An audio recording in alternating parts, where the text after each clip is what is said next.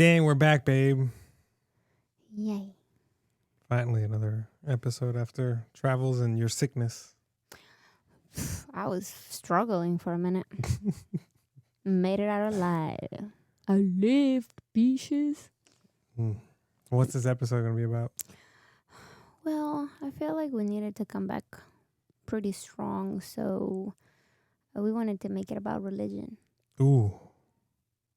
It's not my favorite topic, but it's still a pretty good topic. Like, I have to be in the mood to really talk about it. But I would say I'm kind of in the mood to talk about it. Well, I've addressed it a lot over the week because I've come to some really interesting stuff. So, yeah. All right, let's do this. Boom. Let's do it.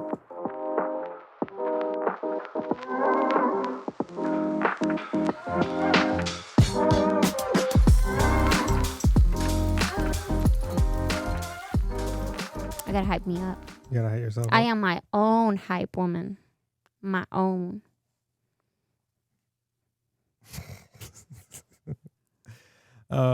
Thanks, guys, for joining us on KBTalk. I know we've been gone for a while, and we were traveling. Keren was sick. As you see, there's also been some changes, something where you can see her face, hopefully a little bit better, and she's not hiding behind the big poofy microphone. And also, we got her something so she's not fighting. He really doesn't let me be my best self. But it's cool. It's okay. I mean, I'm still the coolest person. yes, babe, you're the coolest person. All right. So, like I said, we're going to be talking about religion. It's going to be interesting. I don't really even know how to start this. We can start with our backgrounds and how we grew up with it. Oh, cool. Yeah. You see? I can start if you want.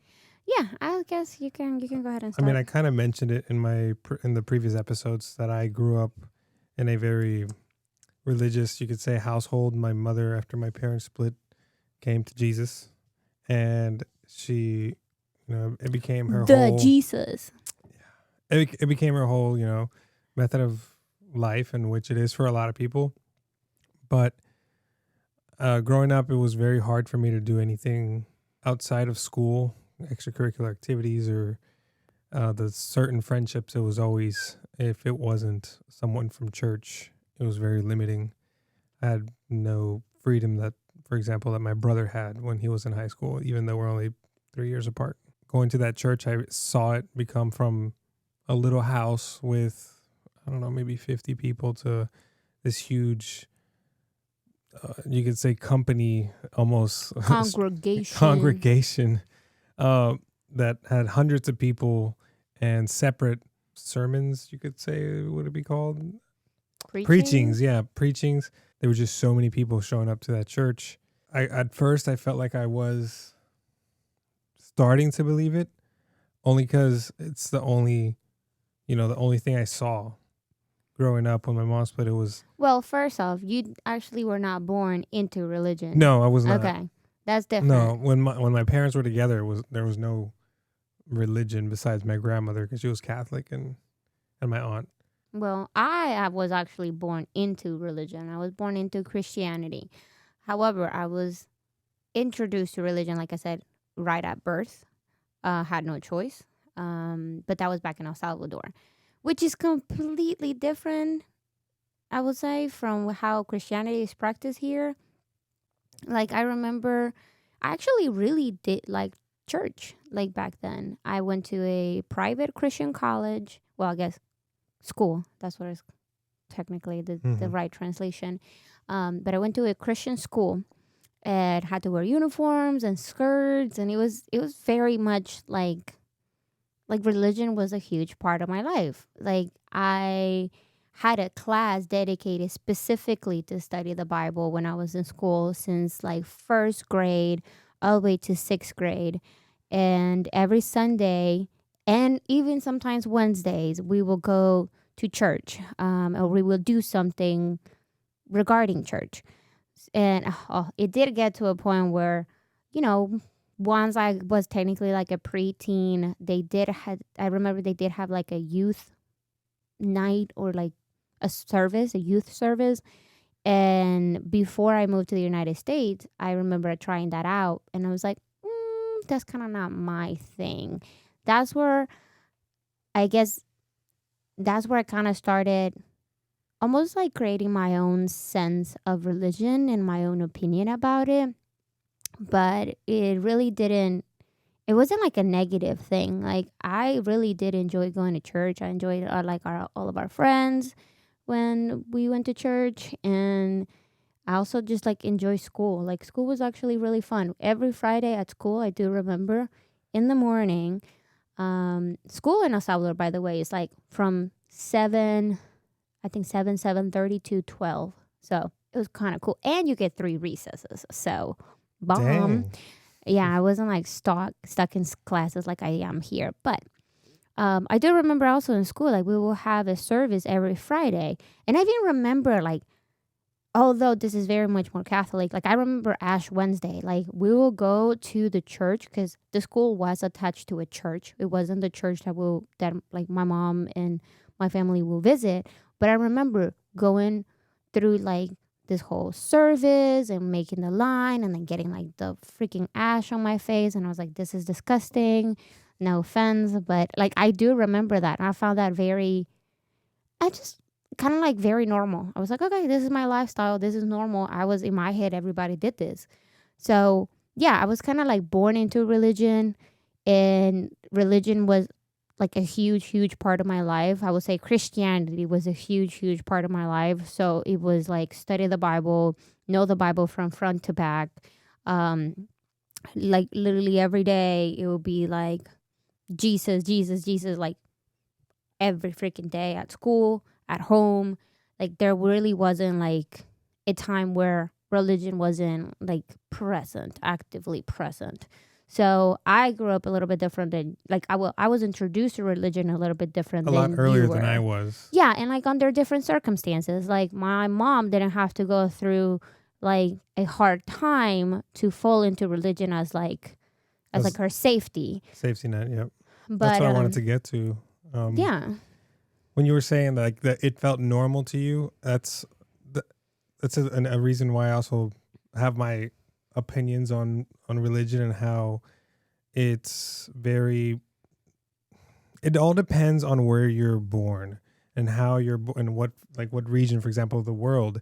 This is why I like I said I started to believe I was believing it, but it was because that's the only thing I saw throughout my days. If it wasn't school, it was church because mom also went to church Sundays, Mondays, Wednesdays, Fridays, I think. I mean, that's a bit excessive. I'm not gonna lie. But and like to the point that I had my own youth group, I had like a little preteen youth group because I started, I was Pastor like Kevin. Pastor Kevin. I started giving my own preachings and I just everything I would say, I always questioned myself. And when I was able to get a little bit more explorative, I mean, everybody at school had different religions, but when I started looking into them, there's a lot of similarities, and you start to realize it all depends on where you're born, Well, because that's why who's to say out of the thousands of religions or hundreds, I don't know how many religions there are total, but there's like, 5 major ones: Christianity, Buddhism, Islam, Judaism, and I forgot the fifth one. I mean, yeah, But but like, you're also, the thing is like but your life didn't revolve around religion. Like you went to, like here for example, you went to your high school where you got to see a lot of people from different backgrounds, hmm different religions, different beliefs. I did not get that. Like I went to a Christian private school where everybody that attended was Christian. We all had to see through services. We all had to like, even at some point like preach, and like it was like I had no exposure to anything else. So I had no idea what was out there. So it's a little bit different from what you experience than from what I experienced. Like I I get didn't it. see it as like this is being over the top, or this is like, is this the right thing to do? Like I was just like, all right, this is the only thing to do. And that was totally fine. I had no problem. Like I said, back in El Salvador, it was like I look forward to going to church every Sunday, mostly because we went out to eat after I service. was going to So say, as a kid, there's different reasons hey, why we look into it. but Like, I enjoyed it. I really did. And I mean, I was also like consider myself an introvert, so I wasn't really part of like anything in the church. I we did have also we were divided by ages. So I did have like my own little class like at church. The adults would have their own preaching, and then the kids would have their own preaching, and then the little like kids will like be coloring like a picture of Jesus or whatever. But like I found it very interesting, but at the same time like I didn't really dived into it. Like I didn't dove into it like head first. Like it was just more like, okay, like this is cool. This is whatever. This is what like our routine is. It is what it is. But getting ready to go to church, that was like a pain in the butt. I hated getting ready to go to church. It's funny you mentioned the kids drawing Jesus. Majority of these photos that people use to represent Jesus, this guy with a beard and long wavy hair, was actually I think it was like Leonardo's gay cousin. It's actually like some homosexual man. Leonardo who? What Da Vinci. Leonardo? Oh, okay. I mean, there's so many. I mean, sorry, I should have Well, said at Da the end Vinci. of the day, Jesus, like, let's be honest, he was black. If there was I don't even a think he was Jesus. black. He was like Middle Eastern. Yes, I think he was Middle Eastern. Eastern. He was born in the Middle East, so obviously he must have had a darker complexion. He's not this pale guy that everybody pictures him to be. Yeah, but yeah, I mean, I didn't really had a problem with religion. Now, remember how I said like religion back in El Salvador was so different than how it is here. Then this is where things started getting interesting. So when I moved to the United States, first off, when I moved here, I moved to a family that had like there were no religion wasn't a big deal. Like there was no church involved, nothing. But when I moved to the United States, I felt very much of like lost. Not only I did not know the language, I didn't know anybody. I didn't even know the people that I was living with. So it got a little bit isolating. And I do remember when I was in school, when I was in middle school, I made like a great friend with this girl from Guatemala, and she was super sweet and she was so lovely, and I got to meet her parents, meet her family. Not like my style type of family, but like they were really nice. They were really cute. And she invited me to church, and I was like, you know what? Sure. Let's give it a try. For the past, few years, like for the first few years that I lived here, I didn't really have much to like remind me of home. Mm-hmm. So then I'm like, let's go to church. It's like these people are from Guatemala. It's not too far from El Salvador. We're just gonna give it a try. That is when everything shifted. So I went to this church, which was super super tiny. It was like somebody's like house, if I'm not mistaken, that they have turned into like they have just opened up the space and then divided it into like a daycare, like for the kids to go, and then of course the other side, which was like for the adults and like the older kids, I guess you can say, to be. And I will never forget that experience. That like marked me for life. So now I did not know back then that there are different types of Christians. That they all fall under the same umbrella of Christianity, but they're different. They practice Christianity slightly different. I don't remember exactly what kind of Christians like this specific church was, like where they were, but all I remember is I was being there. I was like, okay, cool, whatever. I wasn't like dressed appropriately. Apparently, I had spaghetti straps, and they're like, you need to cover that, and I'm like, bitch, I don't have any other clothes because I just slept over at your house, so it is what it is. You're gonna see my shoulders. So it was really weird because that has never been the issue before. Like I've never been told to like hide my shoulders when going to church. Like I would just. Did you show your ankles?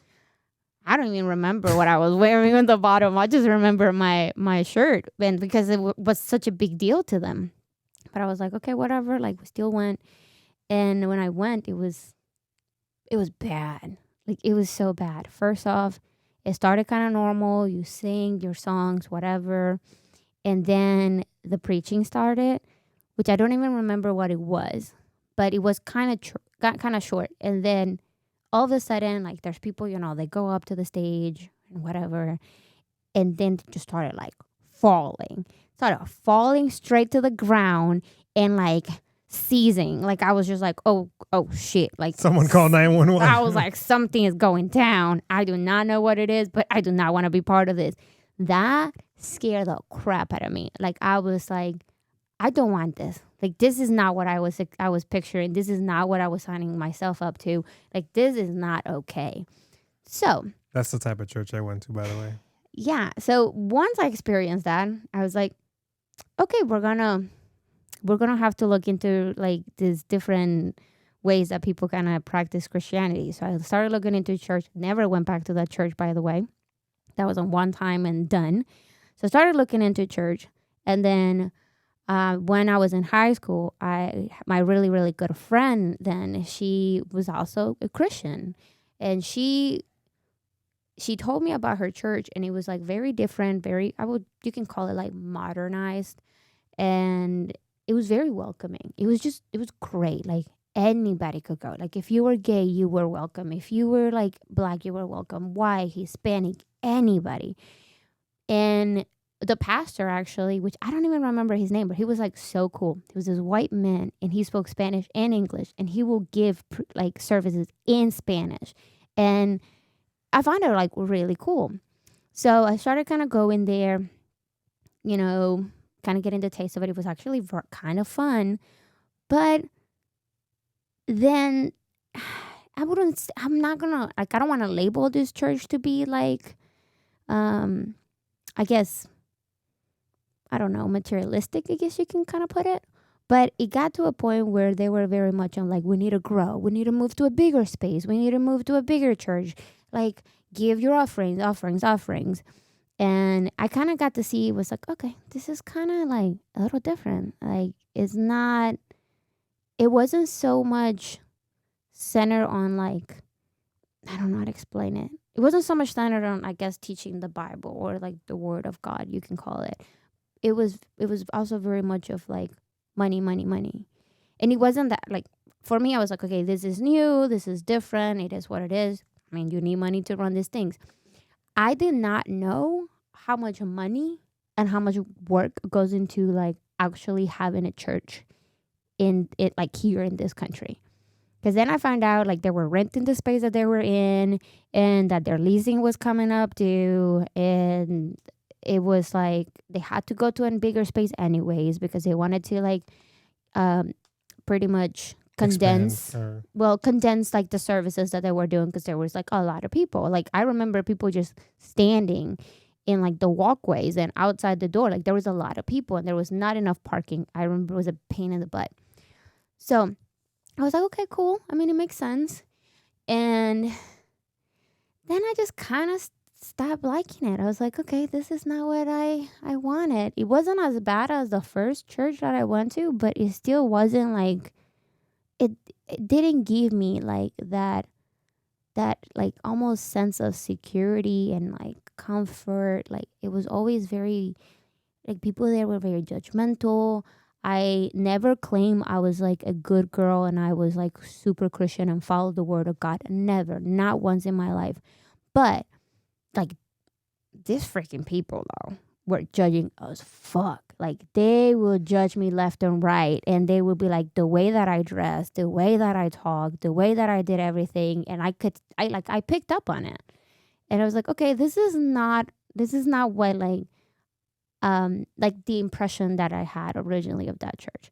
So from then on, I kind of just stopped. Like I just stopped, and I just like I looked more into religion, got to look into more like how people here in the United States are based, with religion and stuff. And I'm like, oh, okay, this is like, I started seeing it more like a business. That's what it was. I mean, a lot of these churches are that. Yeah, but that's not what I grew up like learning and knowing. So yeah, I agree. In our countries, it's a little bit more communal. Like it's more like a family. Bringing everybody together. Here in the States, it gives off very business vibes, especially because you see these multimillionaire, pastors that have private jets, and they justify it because it's the fastest way to spread the word of God. Bullshit. But yeah, so that was new. Yeah. And then I was like, okay, we're cutting off religion out of our life completely. I look into it more, and then I'm like, I think by the time I was 15, no, yeah, I would say 15, 16.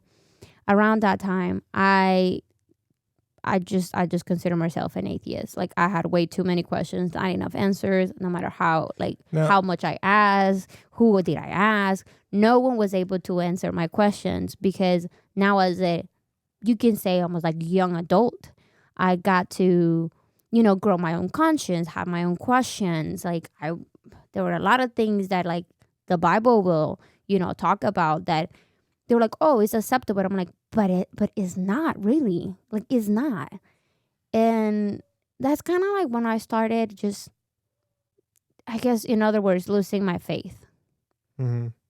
And I'm like, I'm never, like, I don't like this. I don't want to be part of this. This is just like, in other words, like extortion, in my opinion, on like all of these poor people, like, that are just wanting to find like a safe space and friends, and like build that connection with other people. And here, I just see it as like, the way that I pretty much, the way that I saw it was more like a, give me money, give me money, give me money. And if you don't give me money, like, screw you, you're not going to be saved.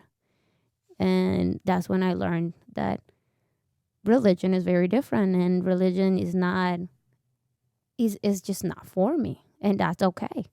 Yeah. And then I met you. I mean, yeah. we're not saying that religion is, you guys shouldn't believe in it or something. We're just giving our views. We respect those that do. My mother still, even though she left that crazy church, she still, she believes her ways. She's starting her own thing. She's Like I said, this is at the end, like, my own experiences. Like, I loved it at first, then I learned it wasn't for me, and then I'm like, okay, it's really not for me. So that's just my own opinion. That's how it was. I mean, for me, same thing. Like I said, I grew up in that church, and I saw, like, little by little, how it became more, like, the pastor became more and more greedy.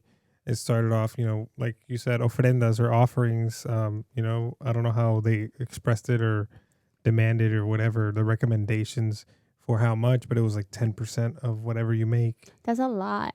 Like, imagine, first off, imagine if every single person will donate 10% to a charity of their choosing, like any charity, instead of giving it to church.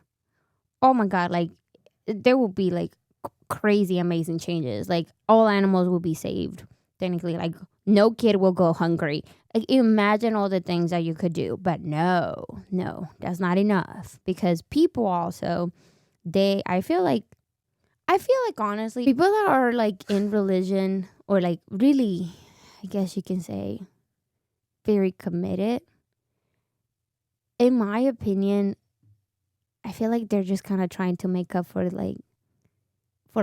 bad stuff that they have done in their lives. It seems almost like it's an excuse for bad behavior. Yes. Because what I don't like about the whole Christianity, for example, my mom's, is that no matter how, if you murdered someone, raped women, child pornography, whatever it is, as long as you accept Jesus right before you die, you're saved. Well, actually, let me tell you this.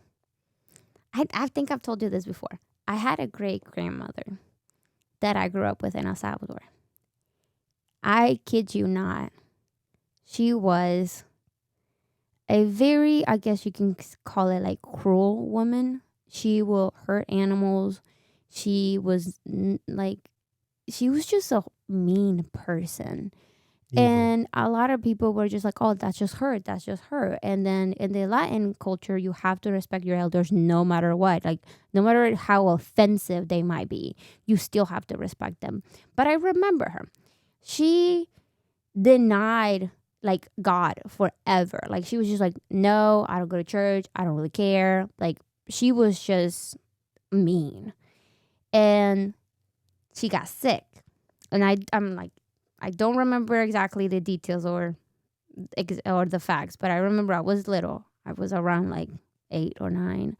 I don't even remember my age or when that happened. But all I remember is that she got really sick. She had to go. She was hospitalized a lot. She had some type of surgery. Then we pretty much moved all of like the hospital stuff, like her hospital bed. Like we pretty much make like a hospital room in our house for her. She was, I think at that point you can call it like hospice care. But I do remember like she did horrible things to mostly animals. That's kind of like what I remember. But she was like not the nicest person. Like she was not kind, from what I remember. But I do remember this thing is right before she died, she accepted her Lord Jesus Christ as her savior So or she was whatever. saved. So she was saved. And I'm like, that's bullshit. That's bullshit. Like, oh, nothing pisses me off more than people that do that. Because she killed animals. She killed kittens, puppies. She was so mean to people. But then all of a sudden, She was right saved before because of she that. died, she like did a 5-minute prayer or even less. And that's it. Your soul will go to heaven. No. You see, No. religion to me is very manipulated because you could use it for good and bad. I'm not saying that the people, for example, like suicide terrorists that, blow themselves up, but they do it for their religion. It's used for the wrong purpose. Kind of like the Jamestown or Jonestown. First off, if you like crime or murder mystery or all that stuff, which I enjoy a lot, there is this story about Jonestown, and we'll talk a little bit more in a minute. But long story short, it's very much based on religion and how religion kind of like took advantage of people, and we'll get into the details in a minute. But Google Jonestown by Jim Jones. Ooh, That's brutal. it is intense. You might as well go ahead because last night she was watching it, and I couldn't even listen to the recording because they recorded the last service, you could say, because they were all recorded. So let me tell you. Let's get into details. This is what I really enjoy, and I'm like, I enjoy talking about these things. So let me get serious. Fix my mic. So I found out about this guy named Jim Jones. It happened back in the 1970s, and I found out through like a quick video that I kind of skimmed through on Facebook. Like I was just going through videos, and then he talked about like the biggest murder suicide in American history. And I'm like, interesting. So I got into it. I started listening to it, and I like watch a whole bunch of videos and documentaries about this. Long story short, there was this guy named Jim Jones who back in the 70s, he was very much like I guess you can say equal rights activist. Like he wanted everybody, no matter the race, to be able to like commute with each other, like listen to the word of God, and just live a very happy life. It sounds nice so far. Yeah, like he was a great man. He helped the community. He got restaurants that were segregating, like that were only serving white people to like serve everybody, people of color. Like he did very good stuff. Like he funded money, like he funded kids to go to college, and he fed like people that were homeless and gave them a place to live. Like it was great. I was like, oh, okay, kind of got me. He kind of got me. Of course, he technically all of a sudden he wanted to pretty much have his own church. So he started with the Community Unity. That was the church. That was the name of the church that he started. Then that kind of started growing and started growing. He started to see like this whole church as a scam, like as a good way to bring money in. So he started performing miracles, and they were all staged. And which that's not, I feel like, sorry, before interrupting, but on that topic, that's how my church was. yes, It's a lot of these churches. That's why these multimillionaires, they might start with the right intentions, but then there's greed. it gets greedy when money gets and involved, drugs are involved. Any of those two or both of them, people change. change. But Continue. yeah, so he started growing. He started getting money from people performing all these fake miracles, and then he started the People's Temple. That's what it's called, People's Temple, which was a huge church. He included everybody like white, black, all races. He was like equality, love is love, whatever. Um, so he kind of built this like huge empire of the People's Temple. Followings. Yeah, but it was like it was more than just church. Then he started having like stores and like businesses and all these different things. So he had a huge following. Then he started taking drugs. He started like, getting greedy with money and so on. And then he moved to like he wanted to get away from the United States because the government itself was like threatening his beliefs and his community, his church. So yeah, I'm very paranoid. Yes, he became very paranoid. So he actually convinced most of his followers, if not like a large majority of it, to move to South America, to a country called Guyana, and to this little town right by the port that was Jonestown. So like over 1,000 people literally dropped everything with kids, families, everything, dropped everything in the United States and moved all the way down to South America, to this little like town that was underdeveloped. There were not enough houses, not enough food. People were living pretty miserably. So then he still had this whole paranoia with the government. And then, people here, like families of the people that have left the United States were getting worried. They're trying to get the government to start investigating this because they were like, something is wrong. Like, I don't get any contact from my family member. They left. They're supposed to be like in this, in other words, cult. That's exactly what it was. Yeah.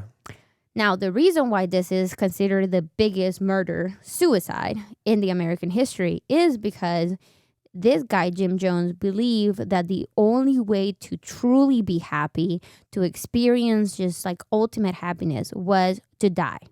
Was that life after death was just much better than life itself. I don't know how he knew this. I don't know where the hell this kind of came from. Because of heaven. Heaven is supposed to be the best place, the afterlife, that this is just temporary. But in his head, though, there was no hell. It was just good stuff after you die. Oh. So that's where it was weird. There was like no punishment, if that makes sense. So he would test these people's loyalty by making them believe that they are drinking poison. He would test their loyalty, but it's like, if you are loyal to the People's Temple and God, you gotta drink the juice, or like the punch. That's what it's called, the punch. And he would claim that the punch was poison, and people like willingly did this.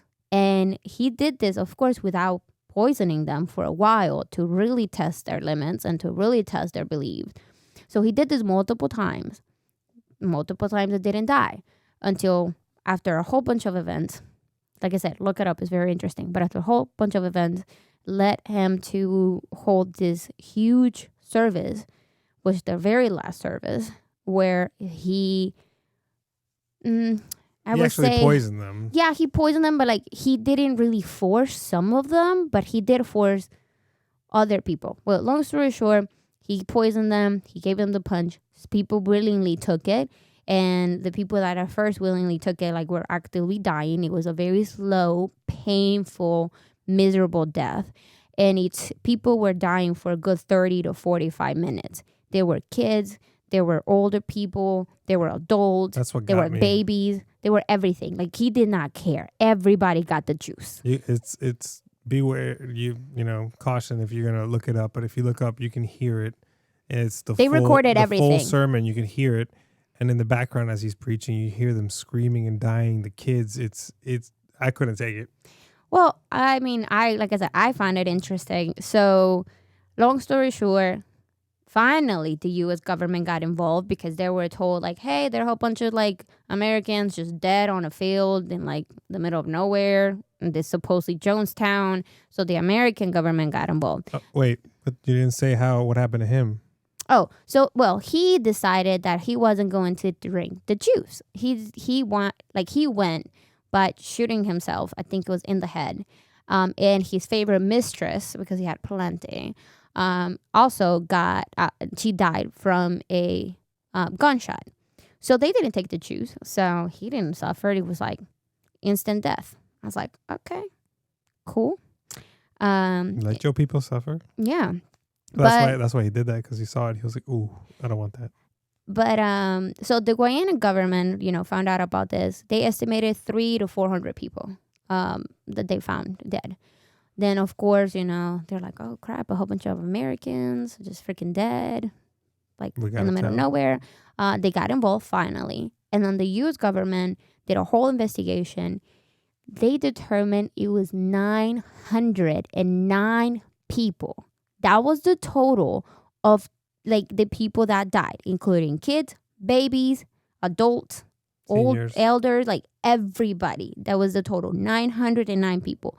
This was considered the biggest tragedy in US history before 9/11. So 9/11 had to come into place for that to be, to kind of like take its place of like the biggest, like the mass murder of. This all happened in 1978, by the way. So I mean, a lot of people, like, let's say if your grandparents were to go through that, like, they would still be able to tell that story now, like today. Yeah. So it was really interesting. It got me to think that this is where, like, it supports the fact that I think that religion is a scam. Religion is for the weak. Religion is for people that are lost. They don't know what to do with their lives, because a lot of the followers for like this guy were people that were like at the bottom of the bottom. Like they were going through the most horrible time of their lives. So they found, like, I guess you can say, comfort into like this guy. It's purpose. So whenever, like, for example, my mom, I know it's because she was in through hard times. For example, in her case, she was going through hard times with my father's divorce. They split up, and it was a place where she found comfort, and in some way, people also fear the fear of death. That's also one way to comfort yourself on what's going to happen after life. I mean, which is fair, but this is what I'm Yeah. saying.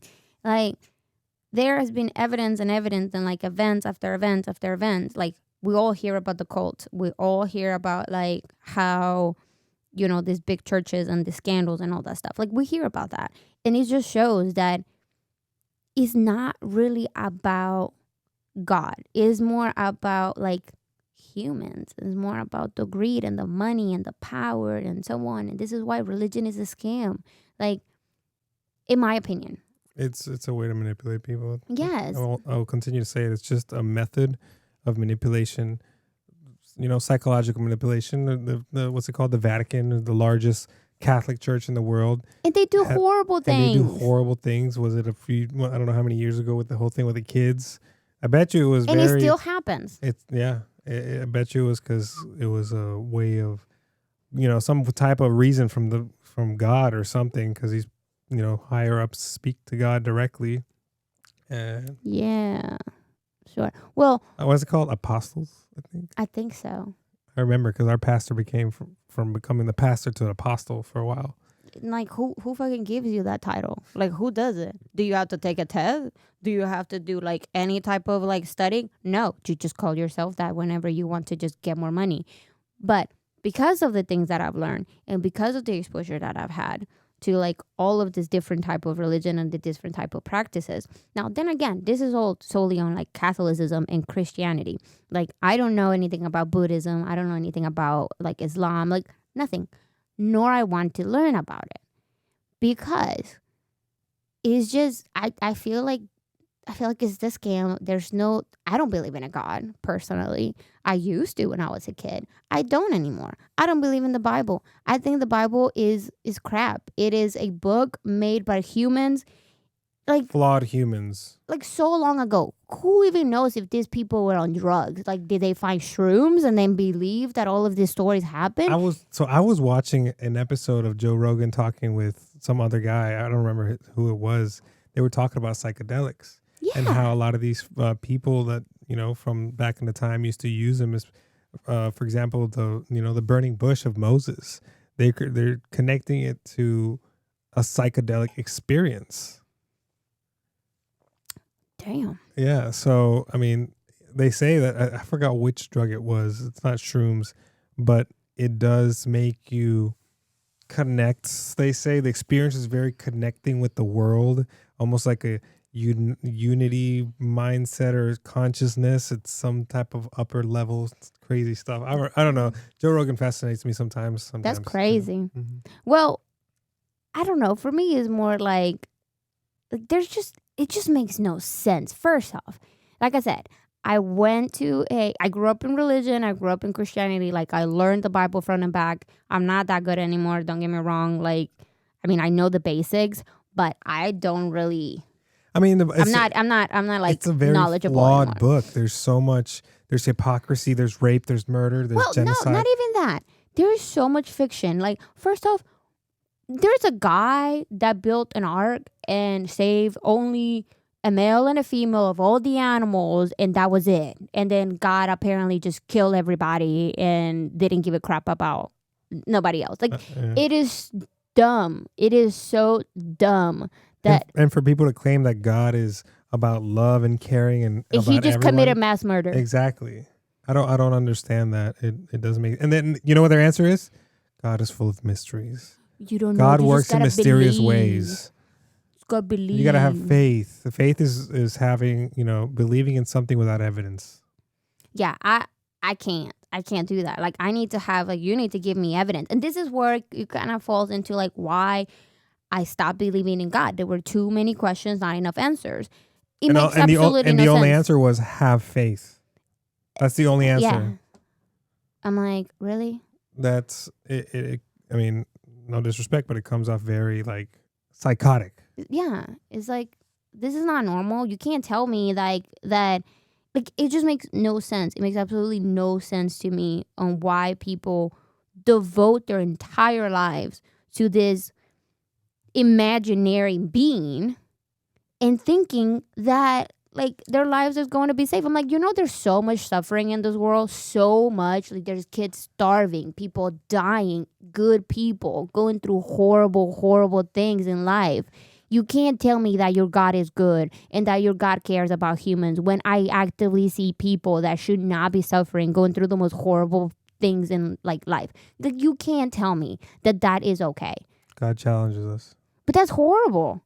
That's just horrible. And then like, these are like genuinely good people going through like shit. And then there's like the rapists, and then like the murderers, and then the pedophiles, and they're over here like running our country. So tell me, how does that work? Where is your God? How is your God good? How does this work? Because it makes no sense. It makes absolutely no sense to me. And you can, like I said, I have tried to talk to people. I've even tried to talk to your mom about this. Like, I genuinely want to know, do you have an answer for me? And if you have an answer and you give me like constructed like evidence of like, yes, this is, God does this because of this and so on and whatnot, I'm like, okay, you prove your point. Wait, let me think about it. Let me shut up because I don't really seem to know what I'm talking about. That is different. I have not, in my 27 years that I've been alive, never met someone that could like literally give me like facts and answers to all these questions. And there are a lot of questions. Like, for me, it's like, there's just no way that people literally think that we are the only living beings in the universe. There's no way. And honestly, I think that's where it all started, is from, because if you think about the pyramids, how they're built, all this technology, this is going to get a little bit, what's it called? Illuminati, sci-fi, whatever it is. Because I do believe if we can't rebuild the pyramid. If we tried right now, we can't, because it's those however many tons each slab or slack or whatever cube of rock, we can't replicate that. We can't. And then they're also like perfectly aligned north, south, east. I think I'm going to sound crazy, but it's something else. There's other beings that came to our planet, helped us, whatever, and then left. And that's how religion started. And then they created these gods, and people, of course, Transformers. Transformers. Wow. Decepticons. That's how. And kind of, have you ever played the game Telephone, where you whisper something as a kid?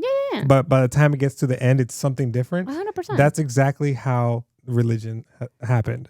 When it started, it became about them. And as it went on with these generations, it started evolving into because humans are they're flawed. They have their own imagination. Yeah, we don't know what we're doing. We started evolving the religion. We started, it changed We're throughout starting. time. We started grooming it to our liking. We groomed it to our benefit. Yes, exactly. You said it right. Exactly.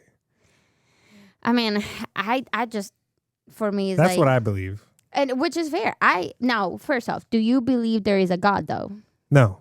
So I'm not atheist because I don't believe there's nothing, but I do believe there's something else. Huh.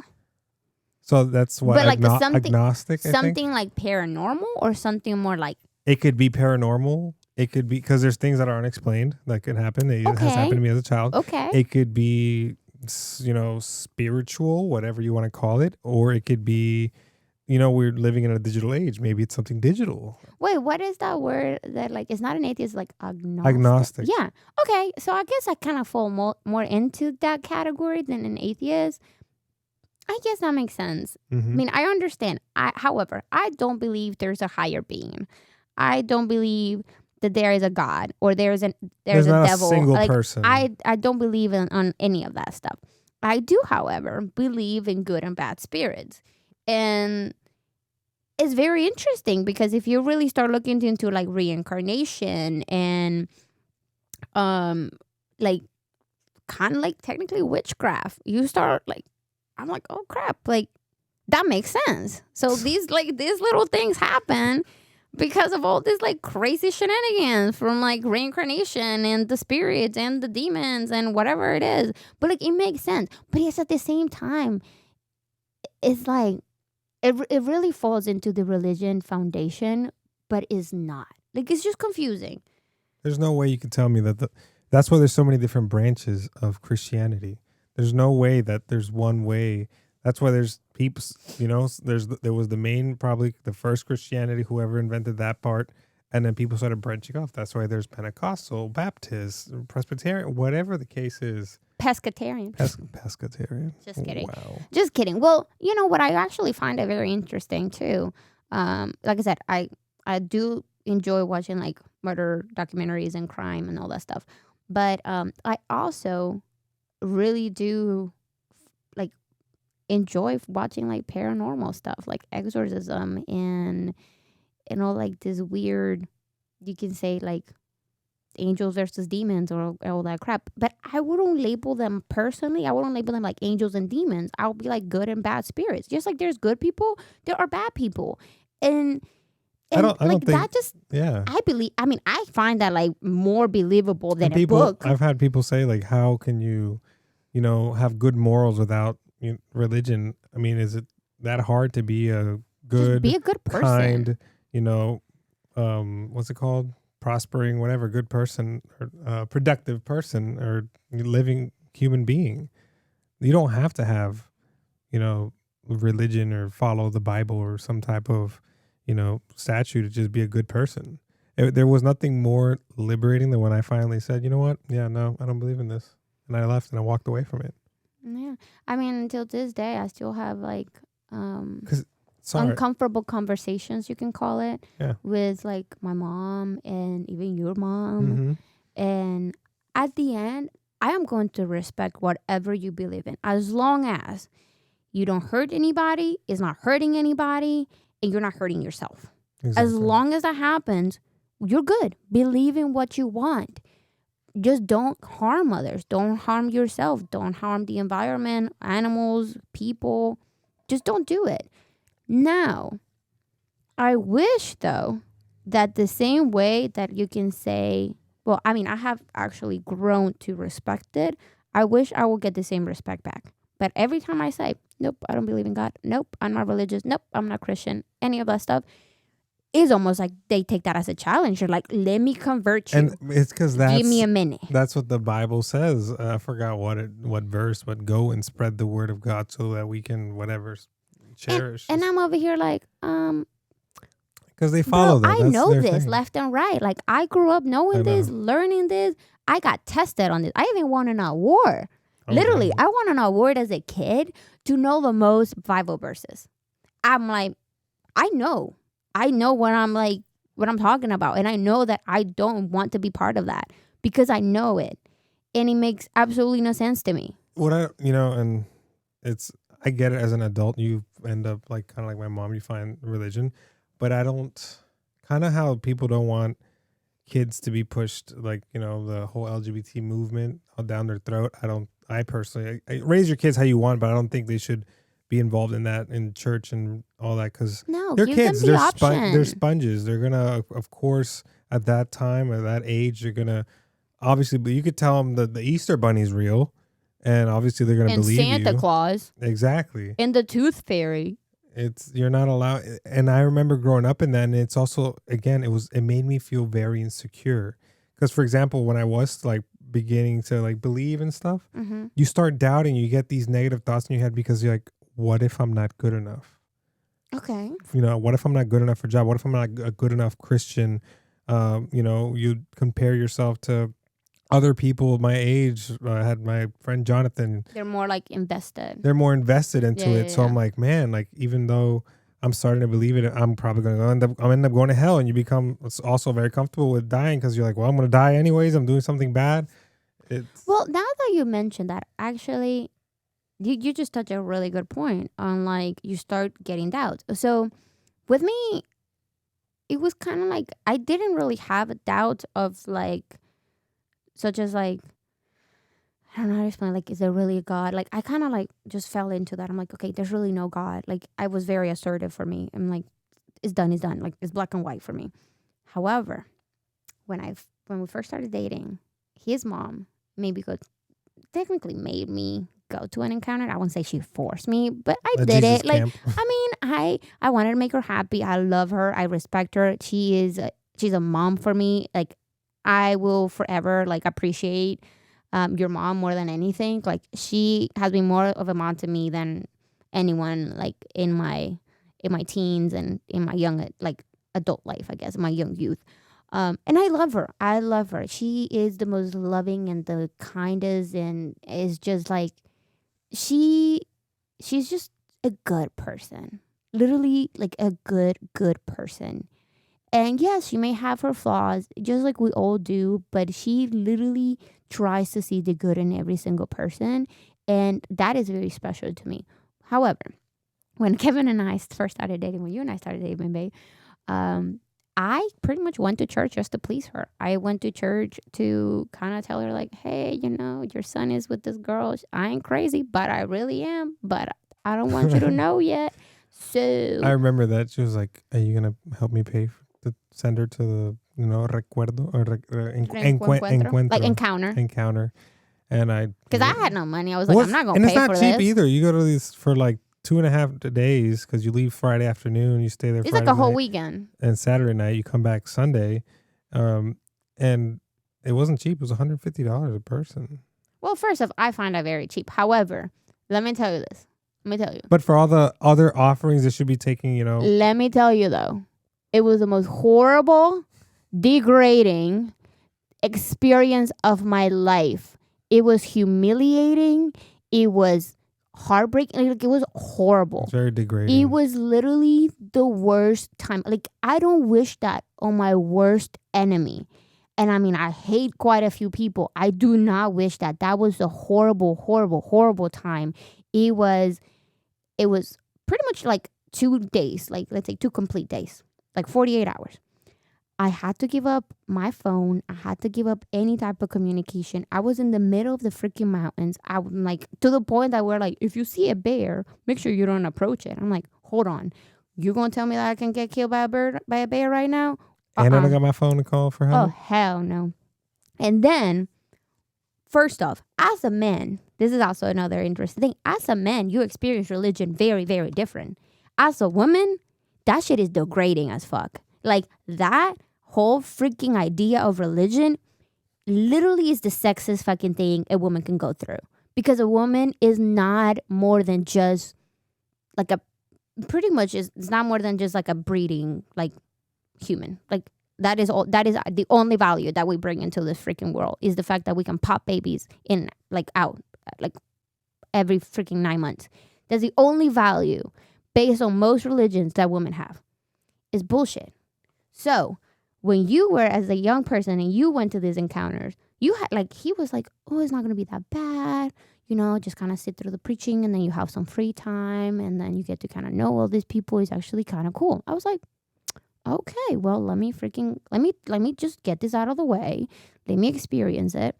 And I did it, kind of signed up for it. And then I'm like, what? Like, this is, I'm What going did to I be, sign up for? I'm like, this is horrible. Like, the food, first off, was horrible. It was like I was eating prison food, first off. Um, I was like sharing bunk beds with like a whole bunch of other people that I had no idea who they were.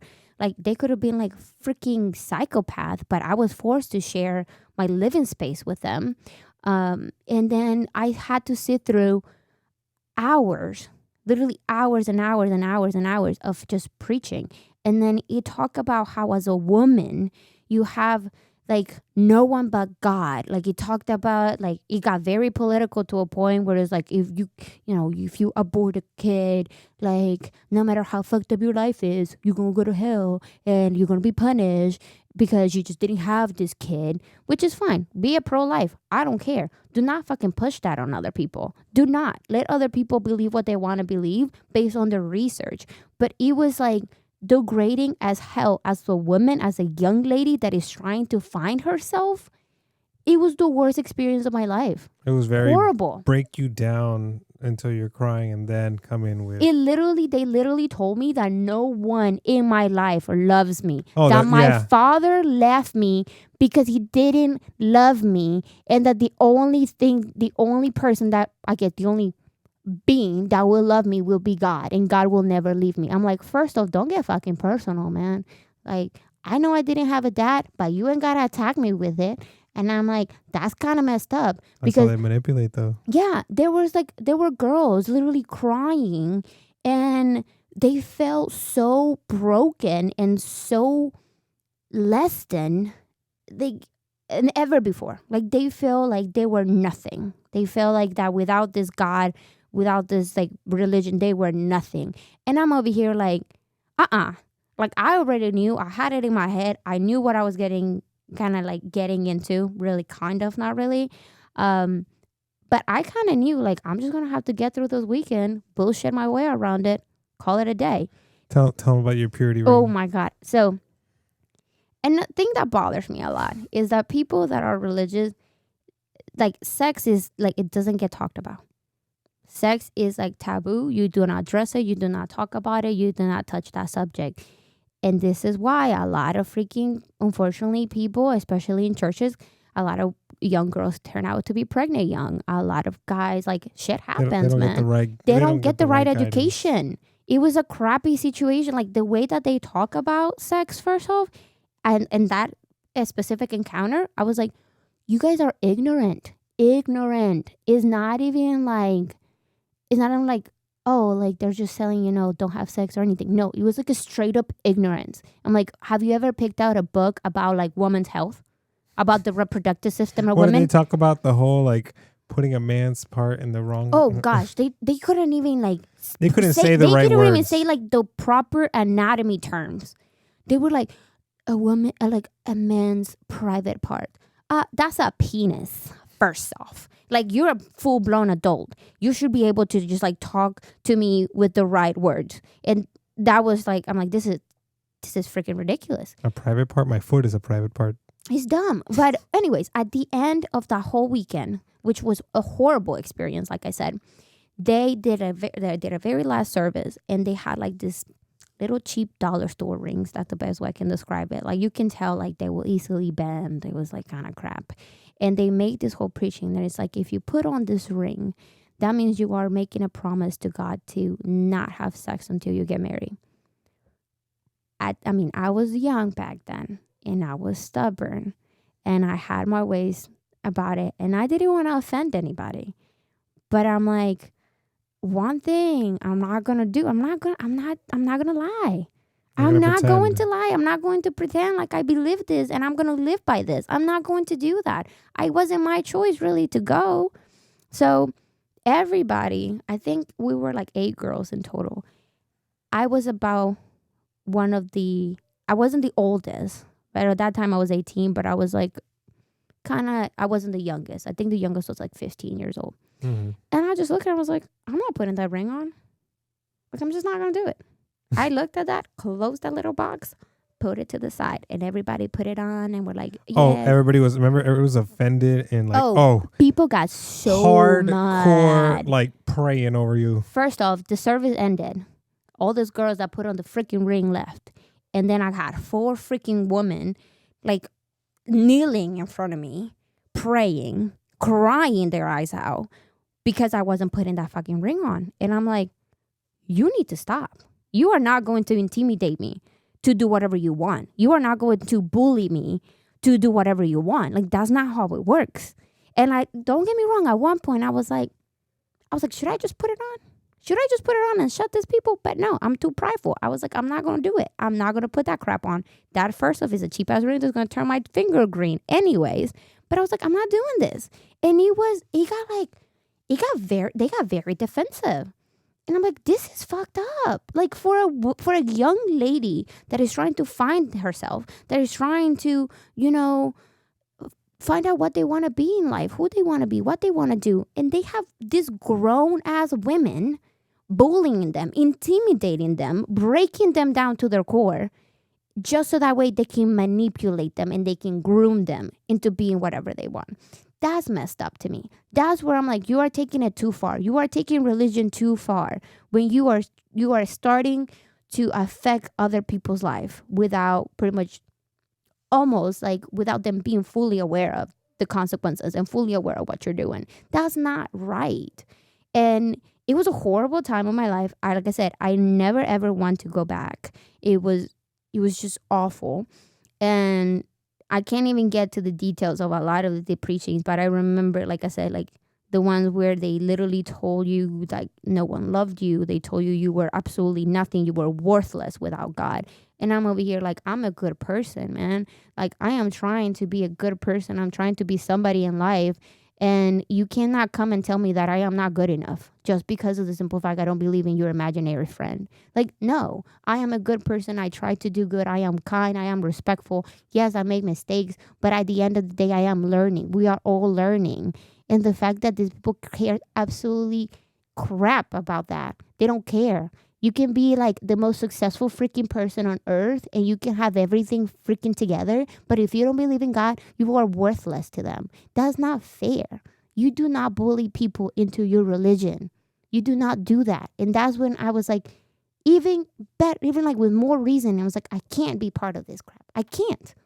I cannot.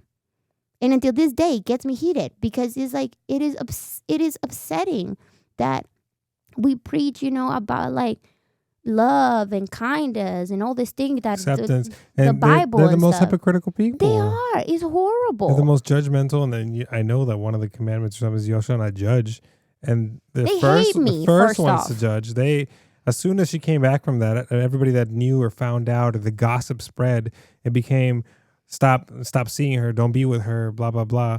And like even the pastor said, I don't know if I said it in another episode. You mentioned it before. Yeah, and how he was like, leave her, like she's an atrevida, like she shouldn't be here, blah blah blah, just talking crap. And I'm like, dude, you're the pastor.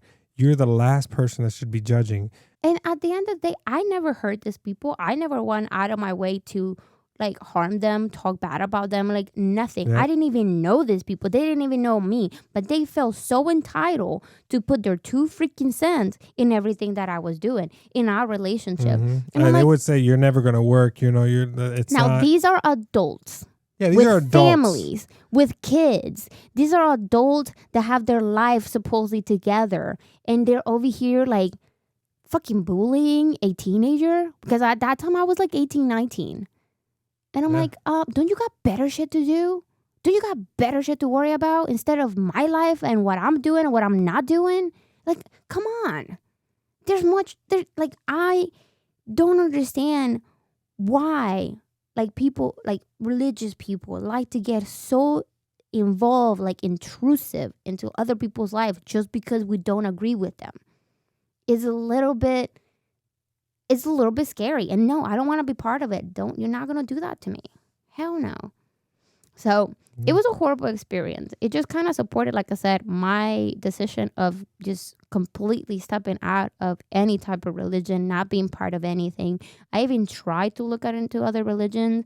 Like I said, I didn't get too far. I don't know much about other religions, but I really got into looking at other religions because it's like, there's no way, there's just no way that every religion is this hypocritical and this judgmental. There's just no way.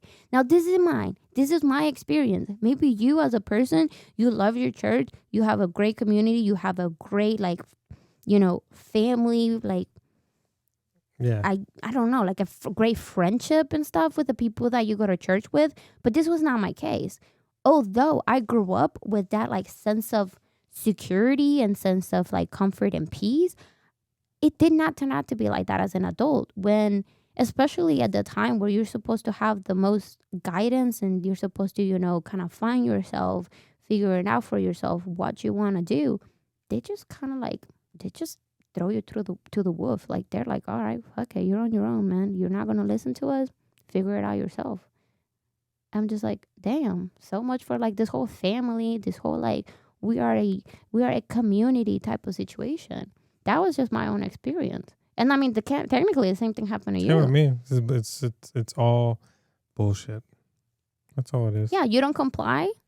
And you get out. I remember when they were like, again, when they started in that little church, a little house that they kept remodeling here and there to make it a little bit bigger. They had a little shed that became, it was an extended shed or whatever that became part of like the kids area. And then they were like, okay, we need to move to another church. So they started renting out a church, but it never became, at that point, it wasn't, oh, we need extra money. But once we got to that other church that they were renting and they wanted to purchase a church, like you start seeing things, because my mom was very involved around, the pastor, and she was like one of their main other leaders. And when they had the $10 or the 10% offering that goes on weekly, and then they have something called Promise of Faith. So with the Promise of Faith, they would use that money to, basically fund the new church.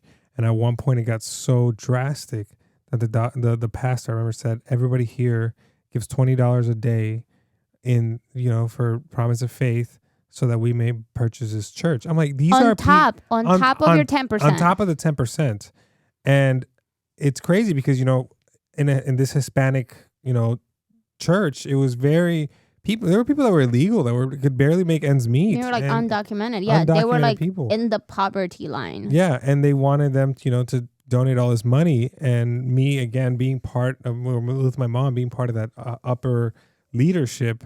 I remember when all that, like, not too long after that started, he remodeled his house. He extended it. Didn't he get a boat? He bought a boat. Like they had nice cars. I'm like, is anybody else like seeing this? Am I the only one? Am I making this up? Like, he's using this money for other reasons. They did end up purchasing like some old school and turned it into a church, and now there's a 3-story building for just the kids. For me, is like, I just don't, like I said, if you are a good person, you are kind, you are respectful, and you know the difference between good and bad, that's really all you need. And yes, if there is a heaven, if there is a hell, or if there is any type of afterlife, there's no way of knowing that until after you're dead. So why, first off, why even like be part of something that you have absolutely no evidence of? I don't know. Like, I mean, there is like, there is like proof of like evolution and all that stuff. And every Christian under the sun is going to tell you that that's bull crap, that there's no way that we rose from the apes. There's no way like God made Adam and Eve and whatever. That I don't get how that makes more sense than it's stupid. I mean, I'm sorry if this offends you, but think about it. Think about what you are telling other people. It is delusional. Like, it makes absolutely no sense. I don't understand. Because they have faith, babe. But I mean, like at the end, everybody that is part of a religion everybody that I can see, and from what I have researched, that is part of Christianity, Catholicism, anything like that, I just feel like they're weak-minded people that just kind of need to make up for their excuses and like make up for like their bad behavior, and they're like, I'm just gonna be part of this church and then that's all I need to be considered a good person, when behind closed doors they are doing the most horrible things to innocent people, and no one bats an eye because that's just like they have the church right behind them and that's all they need, and that's fucked up. Like there's so many stories that I have read and I have seen of like pastors and like these higher up like ministers, I guess you can call it, that have hurt so many innocent souls, and all they do is like they just repent, they say a prayer, and then the whole church is like, we forgive you because God forgive you, we got you, we got your back, bro. That's all it takes. It's bullshit. But yeah, so in general I feel like religion itself is not what it doesn't preach. It doesn't practice what it preaches. Let's put it that way. Some religions, not all of them, but at least based on our experiences, it has been very negative, and I don't regret ever living that lifestyle, and I don't regret kind of just having my own like opinion and like my own experiences, and like that really is what led to it. I really did. I tried to get back to it. I exposed myself to it. Like I said, it is not like it was completely new to me, and I just learned that this is not for me, and it is what it is. And maybe you had a different experience, and maybe you didn't, and you can kind of like identify with a little bit of what we have said today, and that's okay. That is okay. Everybody has different life experiences. Everybody goes through life differently, and that is like even like the difference when it comes to like ages and generations. Like the older generations had a different experience and a different view of religion, and now the younger ones were not like into it anymore. We have too many questions, to just, I guess you can even call it too many opinions, and that's okay. You just gotta live your life. Just do good, be a good person, don't hurt anybody, and that's it. That should be more than enough. I agree. Thanks, guys. This might not be the first and only episode we ever talk about this. No, because like I said, I'm pretty sure we'll probably have, because I know, one of my friends is going to, I asked him to be our guest. I'm 100% he's going to, cover that, because he's very, he's a strong Christian, and there's something that I've talked to him about on the personal side as well. And again, there's no disrespect to what you believe. Everybody has the right to believe in what they want. It's just the way we see it, and the negative that we've seen, the outcome that has come from religion. Trust me, I really wish that I could just go on with my life believing on like this book, and just thinking that like I'm gonna end up in this like, heaven in the clouds and be happy and just have like eternal life. Like I really wish I could. Like I really, really wish I could go on with my life believing that stuff, because it would make my life so much easier. Same here. Really would. But if for me, it's the only reason why I might is because the fear of death. You know how I get when I talk about death, I kind of freak out. But that's for me. But if I take that factor out, there's nothing else pushing me to it. Yeah. So I feel like just make the best out of your life and be kind and be nice and don't hurt anyone, and especially don't hurt animals. If you enjoyed, or even if you did not enjoy what we talked about. Again, these are opinions, is our way. We want to know how you think, what your views are. It's not an attack to you. Please, no disrespect.